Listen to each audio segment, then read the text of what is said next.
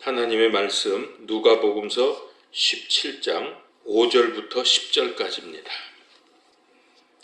사도들이 주께 이르되 우리의 믿음을 증대시켜 주옵소서 하니 주께서 이르시되 너희에게 만일 겨자씨 한 알만한 믿음이 있었더라면 너희가 이 뽕나무에게 이르기를 뿌리째 뽑혀 바다에 심겨라 하였을 것이요 그것이 너희에게 순종하였으리라.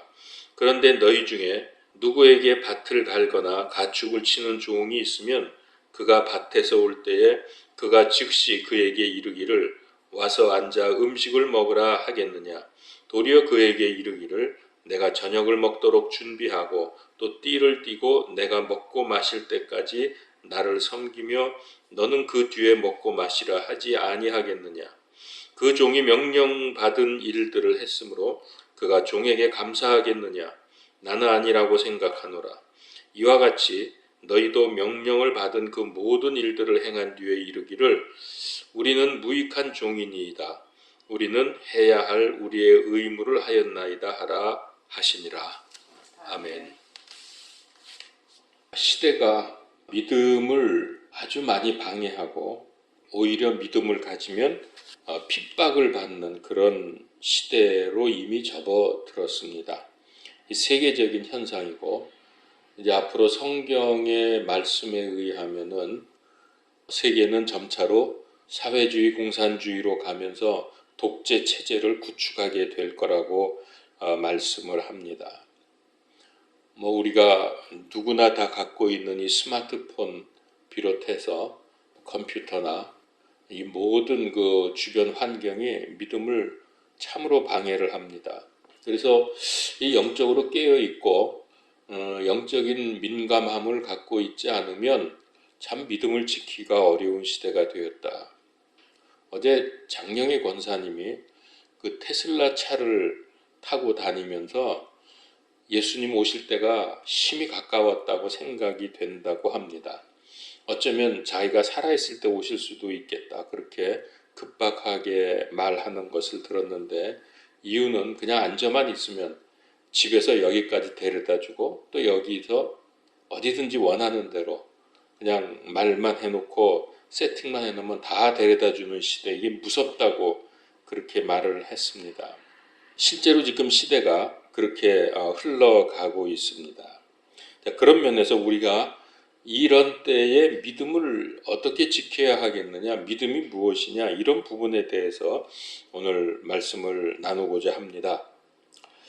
5절 말씀에 보면은 사도들이 주께 이르되 우리의 믿음을 증대시켜 주옵소서 그렇게 예수님께 요구를 했습니다. 이 요구를 한 이유는 그 앞부분 때문입니다. 1절부터 4절까지의 내용을 보면은 실족하게 하면은 차라리 그는 연자맷돌을 메고 바다에 빠지는 게 낫겠다.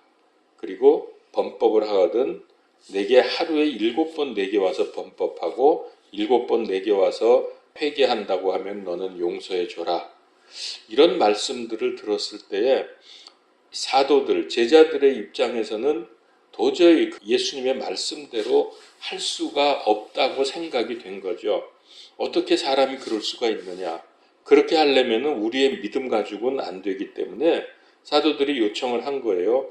우리의 믿음을 증대시켜 주옵소서. 어떻게 하면 우리가 그런 예수님께서 말씀하시는 그런 거를 실제 삶에서 행할 수 있겠습니까? 하고는 싶은데 안 되지 않습니까? 그러니까 우리에게 믿음을 증대시켜 주십시오라고 요구를 했습니다. 그렇게 해서 나온 예수님의 답변이 6절부터 10절까지 쭉 진행이 됩니다.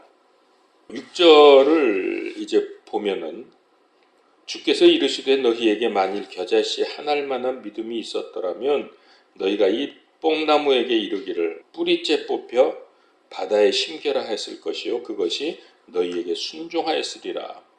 이 말씀을 하셨어요. 이게 진짜 가능하냐? 정말 이런 일을 일으키는 사람이 있느냐?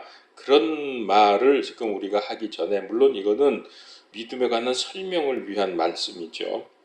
이 말씀을 하신 것은 도대체 무슨 뜻이냐 하면 믿음을 가지면 불가능한 것이 없다. 다시 말하면 너희가 지금은 그렇게 하기가 어려워서 믿음 갖기를 원하지만은, 그러나 나는 너희에게 말하는데 믿음의 용기를 가져라. 확실한 믿음을 가져라. 믿음대로 된다고 하는 그런 확실한 믿음을 갖도록, 그렇게 하면 모든 것이 다 이루어진다. 그러니까 다시 말하면은 믿음 안에는 불가능한 게 없다는 뜻이죠. 뽕나무가 뽑혀서 바다에 던질 거라고 하신 말씀은, 이거는 믿음을 가지고 행할 때 불가능한 것은 없다. 즉 다시 말하면은 제자들이 주눅이 들어 있을 때에 용기를 북돋아 주신 말씀입니다. 그러니까 제자들은 여기 믿음을 증대시켜 주십시오. 그래서 어떤 믿음의 양적인 것을 생각을 하고 좀 믿음이 커졌으면 좋겠습니다. 그러나 예수님은 믿음은 양적인 것이 아니라 질적인 것이다. 믿음의 질을 말씀을 하십니다. 어떻게 믿음을 생각하느냐, 어떻게 갖느냐, 즉 말씀 그대로 믿는 것이 중요한 것이지 커지는 믿음 그런 게 아니라는 거죠. 그러니까 이렇게 성경에 되어 있고 이렇게 말씀을 하셨으니까 그대로 우리가 믿고 행하면 된다. 그러면 어려운 게 없다. 할 수 있다. 그런데 문제는 그렇게 하는 훈련이 우리에게 필요한 것이죠. 그냥 그렇게 하면 되니까 해. 그래서 되는 게 아니니까 이게 단번에 되지를 않습니다.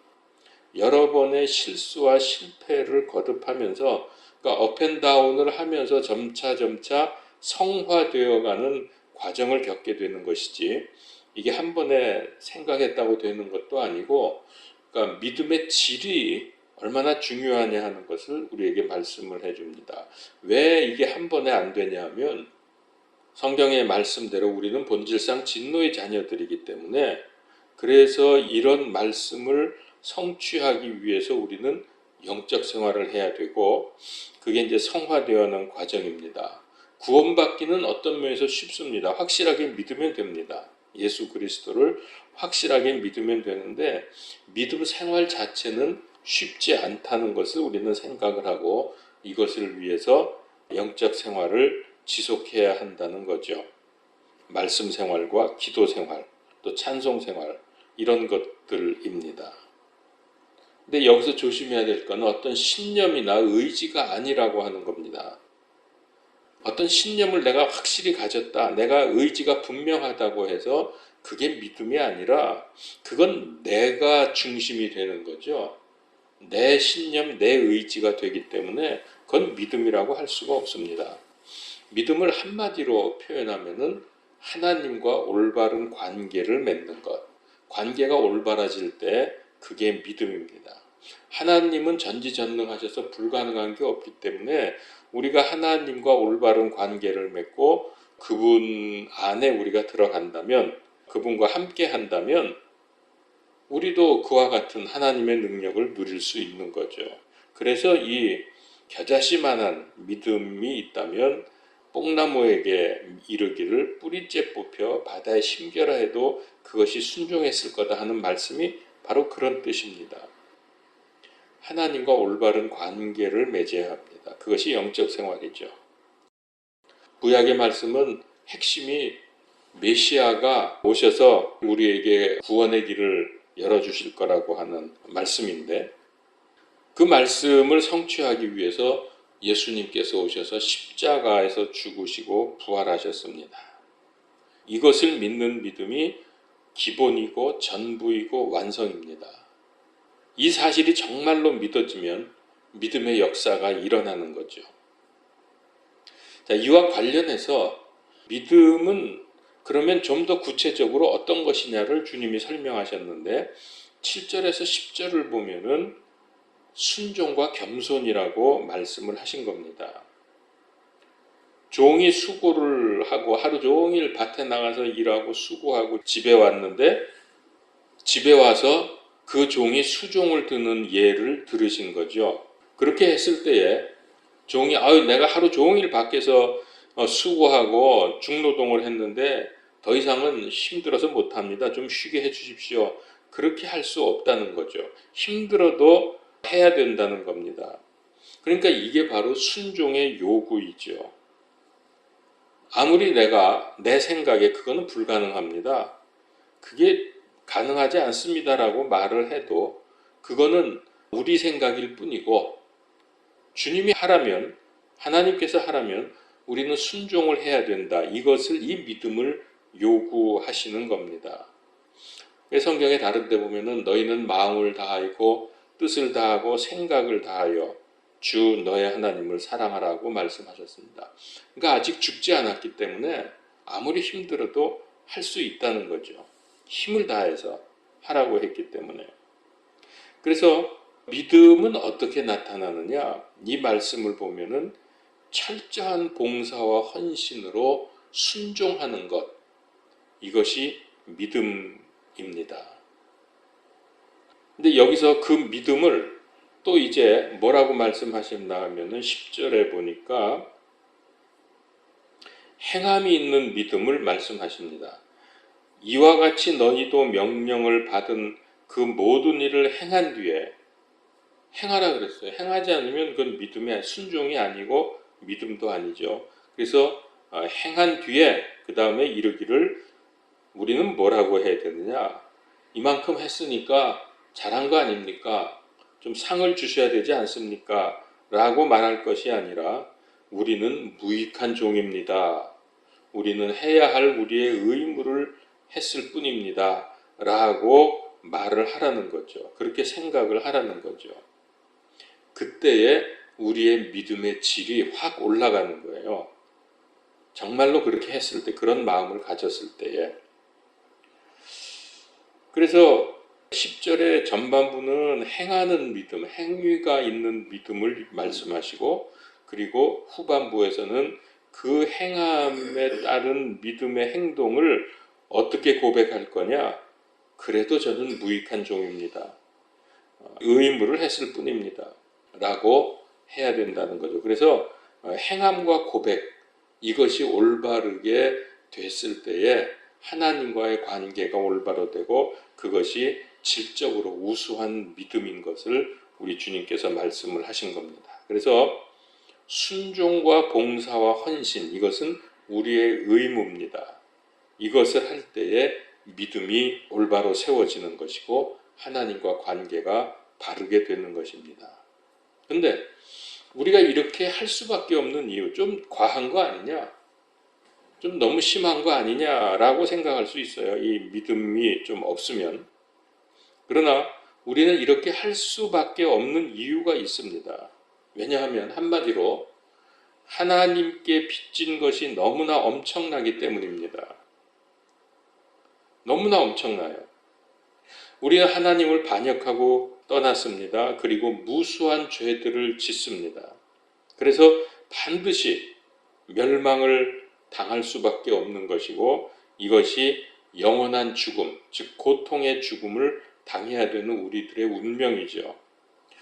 이 무시무시한 인간의 현실, 이 상태를 해결해 주시고 여기서 벗어나서 거기서 구원받도록 하기 위해서 예수님께서 오셔서 십자가로 우리의 원죄와 자범죄 그리고 과거, 현재, 미래 모든 죄를 십자가를 통해서 용서받는 길을 열어주셨습니다. 이게 하나님의 무조건적인 사랑이죠. 예수 그리스도의 부활로 이제 우리는 영원한 생명을 얻게 되었고 새 생명을 얻게 되었고 그뿐만이 아니라 하나님의 왕국을 상속받게 되었고 상급도 누리게 되었습니다. 그러니까 이거는 뭐 말로 다 할 수 없는 어마어마한 엄청난 은혜고 축복이기 때문에 우리는 이런 것을 이런 놀라운 복을 받았기 때문에 주님께서 일하고 왔는데 또 이런 거를 하라고 명령했을 때 우리는 이거 생각하면 당연히 해야 되는 것이죠. 이거를 그 정도는 못합니다. 더 이상은 못합니다. 할 수 없는 거예요. 왜냐하면 우리 주님은 우리를 위해서 생명을 내놓으셨기 때문에. 그래서 우리가 이걸 생각하면서 믿음의 순종을 할 때에 헌신과 순종을 하게 될 때 그것이 믿음의 질이 아주 좋은 것이고 하나님과 올바른 관계가 맺어지는 것이다. 그래서 이제 정리를 하면 그리스도인의 삶은 헌신과 봉사와 순종, 그리고 마지막에 겸손, 우리는 할 일을 했을 뿐입니다 라고 하는 겸손, 바로 이것이 믿음이라는 거. 이게 다 합해져서 믿음이 되는 것입니다. 믿음 따로, 순종 따로, 봉사 따로 있는 게 아니죠. 문제는 우리가 이렇게 한다고 하면서도 그게 믿음이 아닌 이유가 뭐냐면, 문제는 내가 원하는 헌신, 내가 원하는 봉사, 순종, 그렇게 하기 때문입니다. 그래서 선교를 한다고 해도, 이 지역에서 전도를 한다고 해도 이게 과연 내가 원하는 것인지, 내가 내 자신의 뜻을 또 이렇게 함으로 해서 사람들로부터 인정을 받으려고 하는 그런 것인지, 아니면 정말 하나님이 문 열어주시는 대로 우리가 나가서 순종을 하는 것인지, 이게 부단히 우리는 하나님께 질문을 하면서 사역을 해야 돼요. 하나님께 질문하지 않고 이게 맞아, 이렇게 해야지 라고 그냥 하게 되면 우리는 수고하지만 하나님께서는 영광을 받으실 수가 없는 거지요. 선교도 마찬가지입니다. 세계 다니면서 여기저기 다니면서 막 그렇게 해도 그거를 하나의 나타내기 위한, 그리고 또 보상을 위한 어떤 그런 것으로 사역을 한다면 그거는 마치 바리새인과 마찬가지입니다. 바리새인들이 길거리에 나가서 사람들이 많이 다니는 데서 큰 소리로 기도하고, 또 사람들이 많이 모였을 때에 헌금하고 구제하는 이런 일들을 우리 주님께서 아주 책망을 하셨죠. 그들은 이미 사람들로부터 받을 상을 다 받았다고 그렇게 결론을 내렸습니다. 우리가 혹시 그런 잘못을 저지를 수도 있겠다. 잘못하면 해놓고 욕먹고 보상도 없고 그렇게 될 수 있는 거죠. 그래서 이런 문제에 빠지지 않기 위해서 부단히 하나님께 물어야 됩니다. 하나님의 뜻입니까? 하나님께서 이것을 원하시는 겁니까? 내가 이렇게 하는 게 맞습니까? 그러는 가운데에 우리의 믿음이 성장하고 또 올바른 믿음을 세울 수 있을 것이고, 그 질문을 통해서 하나님과의 올바른 관계가 형성이 됩니다. 우리가 이런 생각을 하면서 살아갈 때 마귀가 우리를 속일 수 있고 또 세상이 우리를 속일 수 있는데, 거기에 속지 않고 하나님의 뜻을 이루는 귀한 삶이 될 수 있을 것입니다. 기도하겠습니다. 우리와 늘 함께 하시며 하나님의 뜻을 우리를 통해서 이루시기를 원하시는 주님, 이제 우리가 그 믿음과 그 생각을 가지고 살아갑니다. 그럼에도 불구하고 우리는 순간순간 마귀의 괴계에 속고 넘어져서 내 안일과 내 명예와 나의 자랑을 위해서 하나님을 빙자하는 경우가 많이 있음을 고백합니다. 그래서 주님, 우리가 올바른 믿음으로 올바른 헌신, 올바른 순종을 하기를 원합니다. 몰라서 주님 앞에 질문할 때에 주님, 우리로 깨달을 수 있을 만큼 우리의 수준에 맞게 말씀하여 주시고 우리의 마음을 인도하시고 지켜주시고 행하게 하여 주시옵소서. 우리의 부족함을 아시는 주님께서 우리가 잘한다고 하면서도 늘 실수하고 넘어집니다. 주님, 인도하여 주시고 일으켜 주시고 온전히 하나님의 계획을 이루어가는 삶이 되도록 주님 역사하여 주시옵소서. 우리가 이 일을 위해서 영적 생활을 늘 계속하며 하나님의 뜻을 이루어갈 수 있게 하여 주시옵소서. 우리는 본질상 진노의 자녀들입니다. 구원을 받았지만 여전히 우리는 하나님의 진노를 받을 수밖에 없는 그런 존재들입니다. 그러니 주님, 우리의 부족함과 연약함과 악함을 보시고 하나님께서 우리를 인도하여 주시는데 우리가 순종할 수 있는 마음도 허락하여 주시옵소서. 감사하옵고 예수 그리스도 이름으로 기도드리옵나이다. 아멘.